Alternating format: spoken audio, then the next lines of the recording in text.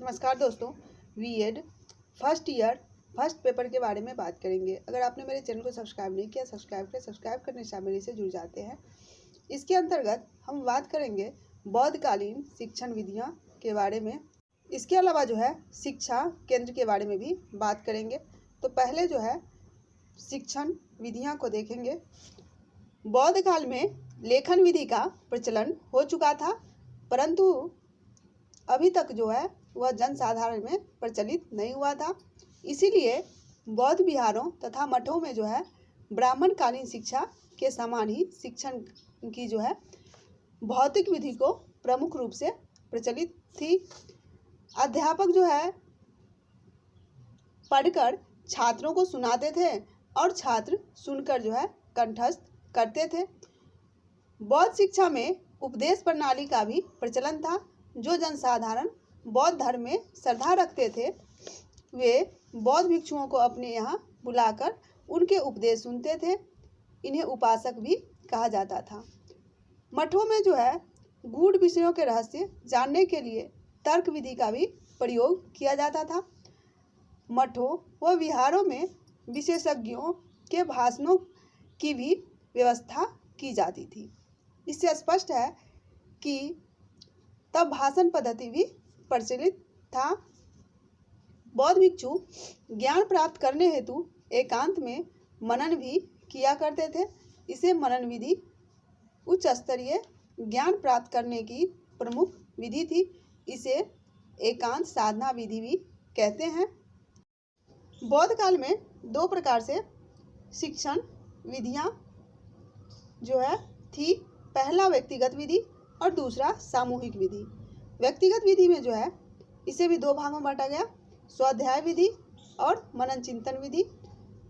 स्वाध्याय विधि में बुद्ध के उपदेशों का गहराई से अध्ययन करना और मनन चिंतन में स्वाध्याय द्वारा प्राप्त ज्ञान का मनन चिंतन करना था। इसके अंदर सामूहिक विधि में व्याख्यान विधि, व्याख्या विधि, प्रश्नोत्तर विधि, चर्चा विधि था।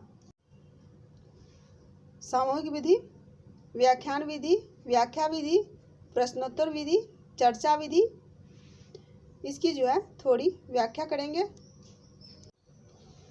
यह व्याख्यान विधि में शिक्षक विषय का पूर्ण परिपाक प्रस्तुत करता था, परंतु छात्र अपनी योग्यतानुसार उसे ग्रहण करता था। यह शिक्षा की बहुत ही प्राचीन विधि है और बौद्ध धर्म प्रचारकों ने इस विधि का प्रयोग बहुत किया। बौद्ध काल में जब मठों विहारों के साथ विश्वविद्यालय चलने लगे तो व्याख्यान विधि से ही शिक्षा दी जाती थी। व्याख्यान विधि छात्रों को बड़ी संख्या में शिक्षा देने की विधि है। यह प्रवचन का ही एक रूप है। व्याख्या विधि में सूत्रबद्ध ज्ञान की गुरु व्याख्या करता है। छात्र बीच बीच में शंकाएं रखते हैं और गुरु उनका निवारण किया करता है।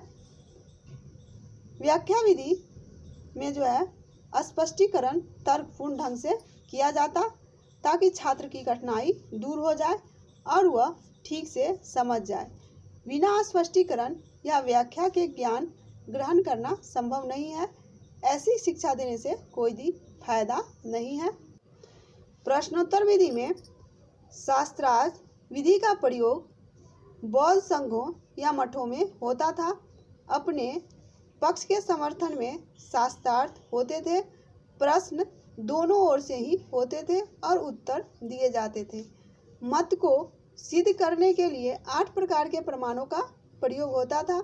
इसके फलस्वरूप छात्रों में विश्लेषण, संश्लेषण, वाक्य चातुर्य, चिंतन, मनन, तार्किकरण आदि गुणों का भी विकास होता था।